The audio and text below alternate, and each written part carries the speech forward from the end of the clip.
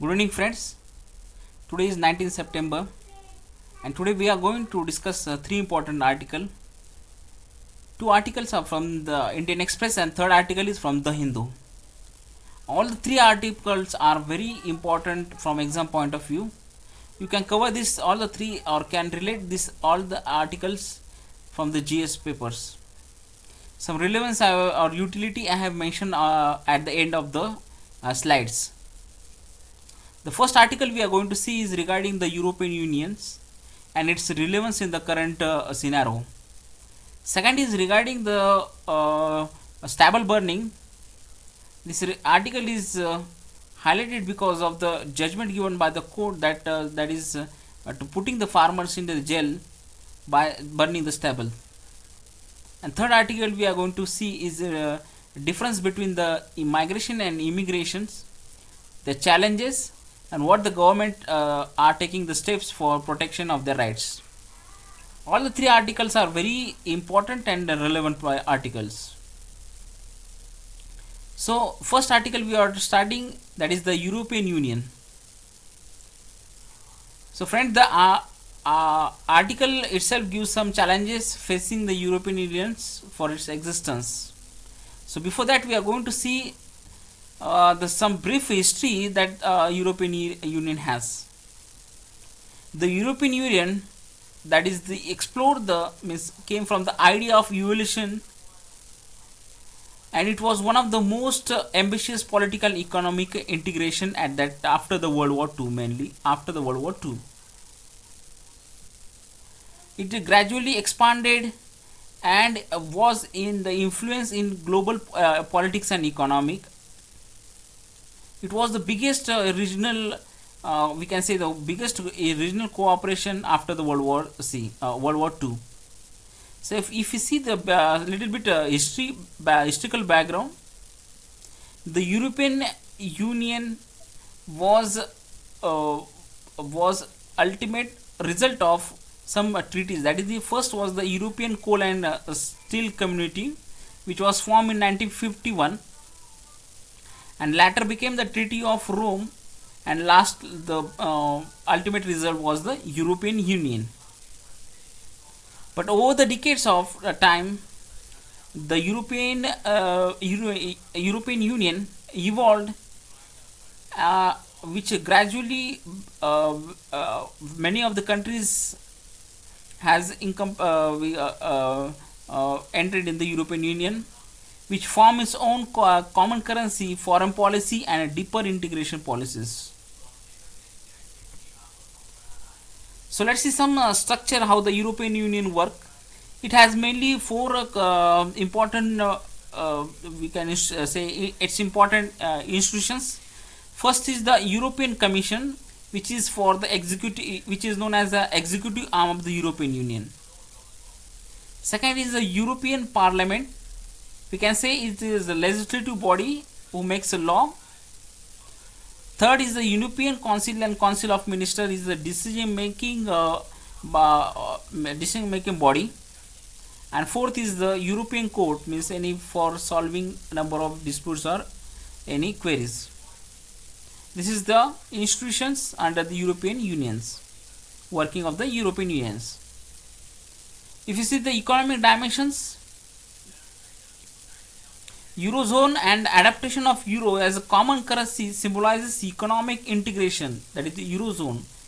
If you see the diagram, we understand the Eurozone, where common currency was adapted by this European Union for promoting of a trade, mobility, and investment. The EU, that is European Union, remained one of the largest trading bloc after World War II. And some political and strategical role we can see as European Union itself was a promoter of democracy, human rights, and a rule of law.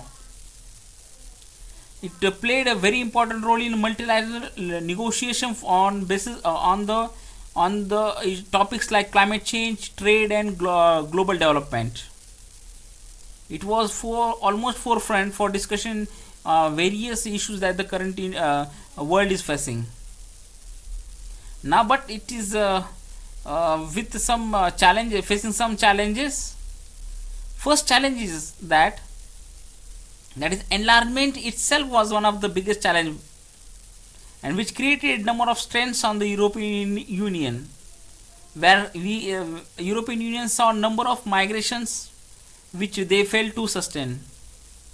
Then another challenge we can add from the enlargement, that is the governance standards and also economic disparity among the different nations.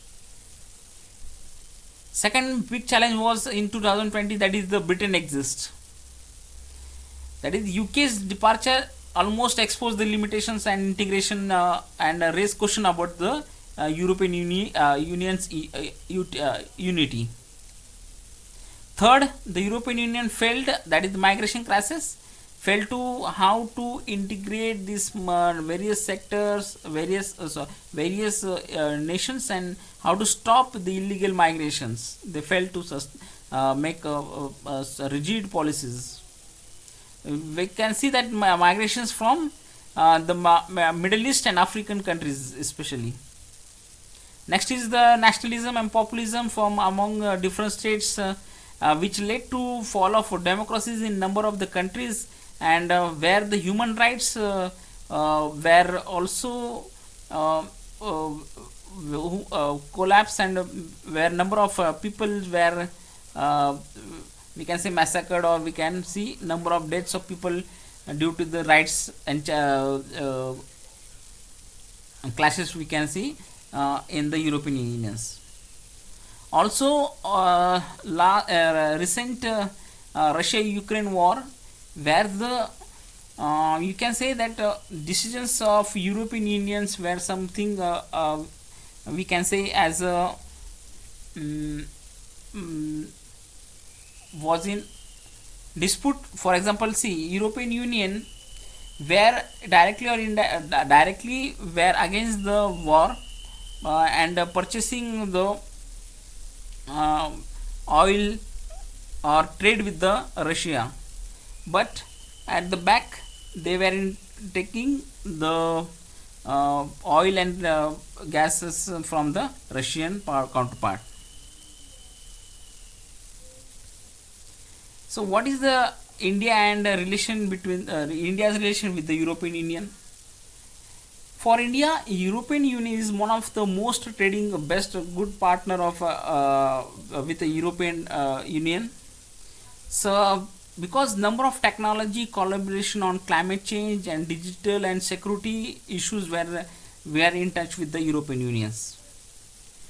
One of the biggest, that is the free trade agreement, which was hold for longer period, was now recently revived and reflected mutual interest in our multipolar world.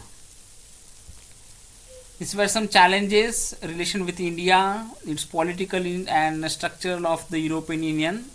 So let's conclude the article that the European Union remains one of the bold experiment in we can say as a super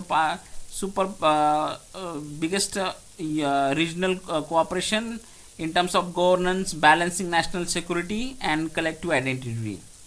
Despite its crises, it's continued to adapt and making it a unique model of regional integration.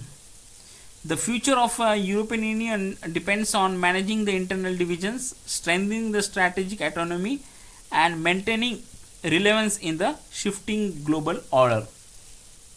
As we see, has where the global power or geopolitics is, we can see something shifting. So for European Union, there may be challenges for its relevance. So let's see how they will adapt. So next issue we are going to take is related to the before that we'll see some questions based on this article.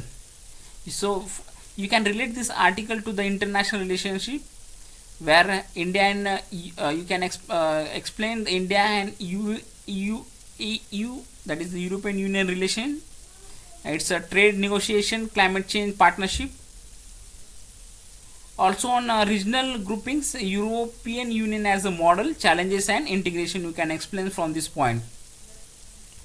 Last, you can attend this question that the European Union, often failed as a model of regional integration, faces increasing internal and external challenges. Critically examine its relevance in the current global order with a specific relevance to India and European Union relations. Very good question. You can add some points to the from the article and practice the answer writing. So see, let's see the second article, that is stable burning. This article is highlighted because the Supreme Court has ordered the police for jailing all the farmers who will burn the stubble in their farms. So let's see some this, we cannot blame this completely on the farmer for burning of the stubble. There is also role of government where they are lacking in providing some sustainable solution to the farmer, because we have seen this article is always in the news in the month of October and November. In the month of October and November, where winter is on the way to come, because during this period lot of smog or gas chamber like situation becomes in Delhi NCR region. So there is no any permanent solution given by the any political or any institutions. So this issue highlights again and again, but still we have not came up with any permanent solution. The Supreme Court has suggested the possibility of prosecuting farmers engaging in stubble burning, as I said. Okay, in the regions of this issue is in the regions of Haryana, Uttar Pradesh and Punjab, Delhi region. Why this happens? Because if you see, there is a very less time between the Kharif and Rabi seasons, and the farmer has to prepare the land very quickly after for its wheat crop, that is the Rabi crop. So as you know that the farming equipment like tractors, or they are very expensive to take. So farmer usually burn this stubble in their farm only, and this for in order to save the money. But due to this the toxic particles or that harmful particles released in the air, which are very harmful and spread to the nearby regions like Delhi NCR, Punjab and Haryana. So if you see the air pollution and its agriculture, we compare this as article as this burning is one of the several contributor to toxic particle matter, alongside combining with the vehicle emissions, or combining with the industrial pollution, combining with the garbage burning, it becomes very difficult for breathing in this nearby area. So for this the court has given a very harsh decision, like prisoning the farmers. But we cannot blame completely with the farmer. See this body that is called as a CAQM, that is the Commission for Air Quality Management. This body, this is one of the statutory body who has completely failed in executing its role. This body lacks transparency in its decisions, also has failed to assert itself as an independent body which works under the political will.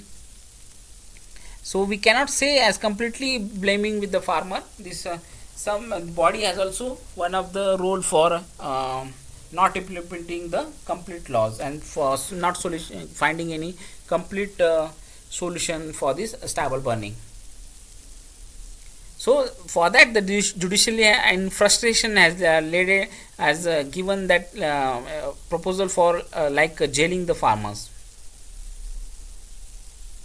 This as one of the this stubble burning we cannot say just by can be solved by just gelling the farmers. It has deep rooted some important issues that need to be resolved, like limited alternatives for crop residual disposal, and farm indebtedness means very high expenses of the these machines. We need to solve the root cause for further. Okay, then way forward or conclusion some writer has given. First is the better initiatives. What better initiatives we can give? That is subsidies on the machines, then alternative crop residues. Okay, residue use means this residue can be used for another benefit like making manures or anything purpose. The next is the transport monitoring. Transparent monitoring means this body like CAQM should work transparently without coming under any politicians. Third is the effective informants, that is the following the laws of this very strictly. Fourth is the realistic goal, means though which long term and sustainable goal should be achieved by this, then only we can reduce this air pollution. On to the conclusion part, stubble burning crisis reflects one of the weak enforcement of laws, politicians of environment regulations, and lack of economic alternatives for farmers. So UPS utility, then we can relate this article with the environment pollution and degradation. Also in the GS paper 2 you can relate this article, that is the governance issue, center state coordination. Okay, that is the statutory bodies like CAQM and its operation. Try this question, that is criminalization stubble burning may punish farmers without addressing the root cause of air pollution. Critically analyze the role of the CAQM and suggest reform to balance environmental protection with the farmer welfare. A beautiful question. Try this question. So let's move. Next article is related to the migrants versus immigrants. Before starting with the article, let's see some difference between them. What do you mean by migrants and what do you mean by immigrants? Because their presence or their effect shapes our society, economics, and politics. They are from the from the various years, or we can say these practices are from during the Stone Age man, or we can see from ancient history, that is immigration and migrants, because we have seen number of travelers during the early periods, then Stone Age man, Harappa civilization, they were traveling countries. So this issue of migrants and immigrations are always from when the human came on this earth. So let's see the definition. What do you mean by migrants and what do you mean by immigrants? So if we go by the definition, I will read the definition very carefully. The definition of migrants says the people who move from one place to another, often temporarily for economic, social, and environmental reason. For example, seasonal workers, internal migration from rural to urban places. Now I will explain this definition. Now if you see the people from example I am giving, some people from states like UP, Bihar, they are shifting from their northern side to the southern states like Maharashtra, then Karnataka, Bangalore, then Chennai, especially for jobs. Why? Because the states, their states, own states, have failed to fulfill their needs. Okay, this is the migration. Also, we can see that migration from the rural areas. Okay, for example, if we consider one state, example Maharashtra, people from the rural places shifted to the big cities like Mumbai and Pune. This is called migrations. And immigration means migration is within the country, okay, within the country itself, and the immigration is outside the country. For example, some students move out of the state, out of India to that is to US, then Canada, then Australia permanently for jobs and everything. Okay, this is called immigrants. So what are the reason? Okay, if what are the reason for this migration and immigrations? So migration, see, I will first explain migration, reason for migration. Migration is mainly, as I said, like this, migration is mainly due to the poverty and unemployment reason, or you can say climate change reason. For better development, for better wages and better education and better health and safety, this migration is done within the country. And immigration is mainly done due to the globalization, interconnected of economics, demographic imbalances, or in the scope of earning more than different lifestyle. Okay, this is due to the immigrants. So this is called as this is the pull factor for immigrants. Now, in terms of economic dimensions, immigrants contribute significantly in terms of economy. How both the migrants and immigrants contribute to the economy. Migrants are, as I said, the migrants are mainly for shifting the shifted due to the for employment only. Migrants contribute significantly to host economies. Means, for example, people from Bihar, UP, they shifted to states like Maharashtra, Karnataka, and these are mainly benefit to the current states only. Mainly contribute there because they contribute to mainly for the sectors like construction, healthcare, and services. Means where there is a gap of labor, the states gets this labor from the northern states. And for immigrants, remittance is the one of the crucial role in where we receive the whole host country. Means, for example, if one student goes to outside India, remittance means the money sent by him to in terms of exchange of cash is beneficial for country, that is the host country, that is India. But still, like we say that the currently we have seen number of visa cancel, or US policies for cancellation of visas, Donald Trump's opposition for the outside peoples, where numbers of admissions were cancelled in number of universities. This is challenging, one of the important challenges in front of India. Okay, because their main concern is regarding that the job stealing, means the jobs where US people are still by other countries, then wage depression and pressure on public services. So on social and cultural impact, if you see migration, though they come for the jobs and that the diversity and exchange of diversity is one of the challenge for them. Finding identities is also one of the challenge there. If you see current events in Maharashtra, okay, at the same time it may generate tension over identity, assimilation, and cultural dominance. And for immigrants, some issues like discrimination, racism, and integration are mainly challenges for the immigrants. And in terms of political and governance challenges, both host countries debate immigration policies, border control, and citizen laws. Means, for example, how the Donald Trump has closed all the doors for the students coming from outside. These challenges they are facing now.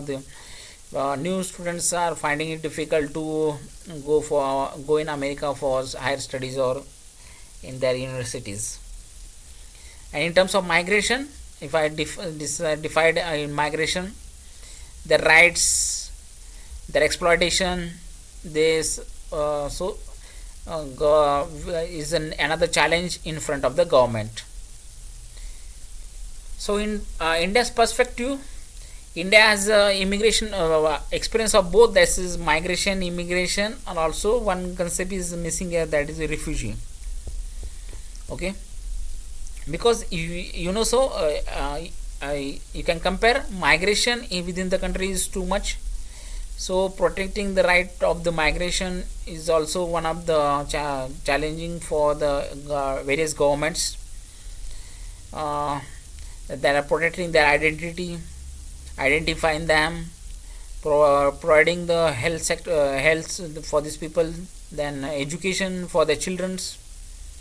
Also in terms of immigration, where the war-like situation in different countries we have seen now, for example Ukraine, then in Middle East. So protecting these our students or people living there for jobs and or businesses, protecting their right is one of the important challenge in front of the Indian government. These are the very important. So this article is very relevant in the current scenario. Also protecting in terms of, if we say in terms of human rights and ethical concerns, migrants and immigrants often face unsafe working conditions, poor housing, lack of education, and lack of legal protections. Okay, and also for lack of identifications. Then we have seen during the pandemic on COVID-19, where number of workers were migrated to the north. We have seen this struggling for food and shelter and transports. So on to concluding to the article, we can say that migration and immigration are both inevitable features of a globalized world. While they bring economic and cultural benefit, they also bring number of challenges in front of the government, governance, identity policy, and number of social challenges. The article stresses the need for inclusive, right-based, and cooperative international framework to manage this migration and immigration. Ultimately, migration and immigration should not be seen as a burden, but it should be seen as one of the benefit for the economy, social, and everything. So as in terms of UPC utility, you can compare this article to the GS paper 1, that is the Indian society and geography. Okay, that is the silent feature of Indian society, diversity of India, migration shaping democracy and culture, globalization, movement of labor work across border, brain and drain, remittances, everything. You can compare this article with this syllabus. Try this question, that is the question is related to the society, that is the migration is both driven of challenges and a source of social tension. Examine the impact of internal and external international migration on Indian society. A beautiful question and beautiful 3 articles. Okay, thank you very much.